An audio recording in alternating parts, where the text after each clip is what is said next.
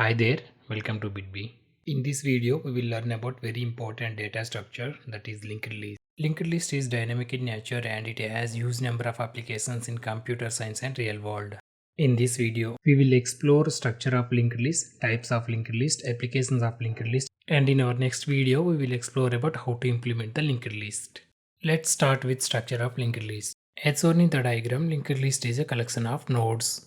Each node consists of two parts, that is data and a pointer to the next node, that is address of the next node.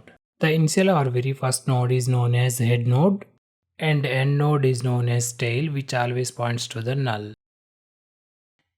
As illustrated, you can see in the diagram how nodes are connected in the linked list. This simple linked list also known as singular linked list, that is each node points to one single next node. Now let's explore what are the different kind of linked lists. Linked lists are divided into following three, that is singular, double and circular linked list based on the way the nodes are connected. Just before we have already seen how the singular linked list nodes are connected. Now let's see how the double linked list is structured.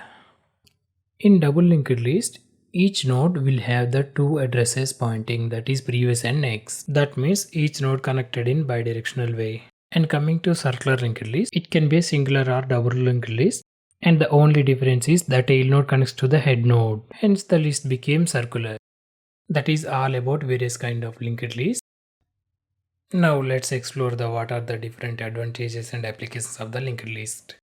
As I mentioned in the beginning of this tutorial, linked list is a dynamic data structure, because of which we can insert the elements in the middle or at the start or at the end without extra shifting operations. Linked list also having advantage with its dynamic memory allocation. That is, memory blocks were allocated randomly to the each node. And those allocated memory blocks are not in a linear or contiguous in nature like array. Hence, in case of linked list, there is a less chances to get the out of memory. Due to linked list dynamic nature, we can also implement other data structures like stack, queue, trees, graphs, etc. We will see all these examples in implementation in our upcoming tutorials. Coming to the next application, linked lists are used in representing the polynomials and algebraic computations. Here in the given example, you can see the polynomial equation is represented with the linked list.